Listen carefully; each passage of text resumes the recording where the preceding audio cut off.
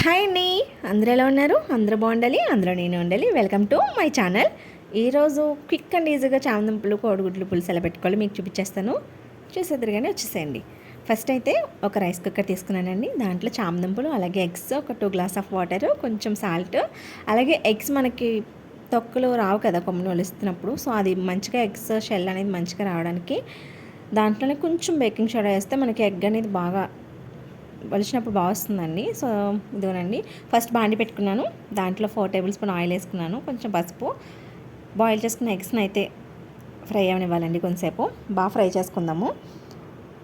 Fry చేసుకున్న తర్వాత అదే బాండీలో మనం పోపు దినుసులు అయితే, పోపు అంటే ఏం కాదండి, మెంతులు, జీలకర్ర. పులుసులో ఎప్పుడైనా సరే మనం పులుసులో ఎప్పుడు పెట్టినా మెంతులు జీలకర్ర అయితే కన్ఫామ్గా వేసుకుంటే టేస్ట్ అయితే బాగుంటుంది.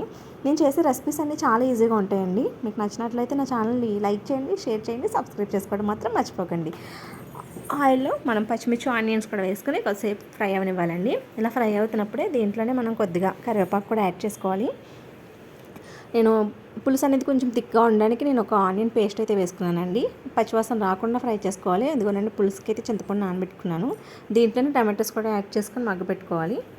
సో మగ్గిపోయిన తర్వాత దీంట్లోనే మనం ఆల్రెడీ కుక్ చేసి పెట్టుకున్న చామదుంపలు కూడా వేసుకొని ఒక 5 మినిట్స్ మనం మూత పెట్టుకుని కుక్ చేసుకోవాలండి.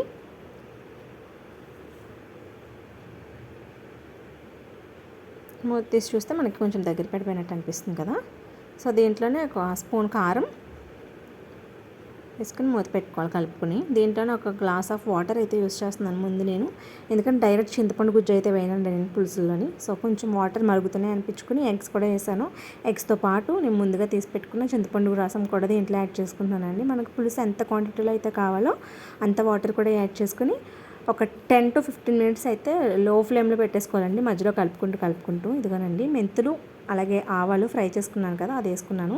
సో లాస్ట్లో అయితే చిన్న బెల్లం ముక్క అయితే పులుపుని అడ్జస్ట్ చేయడం కోసమే యూస్ చేశానండి. ఇదిగోనండి, మన పులుసు అయితే మరిగిపోయిన తర్వాత ఇలా ఉంటుంది.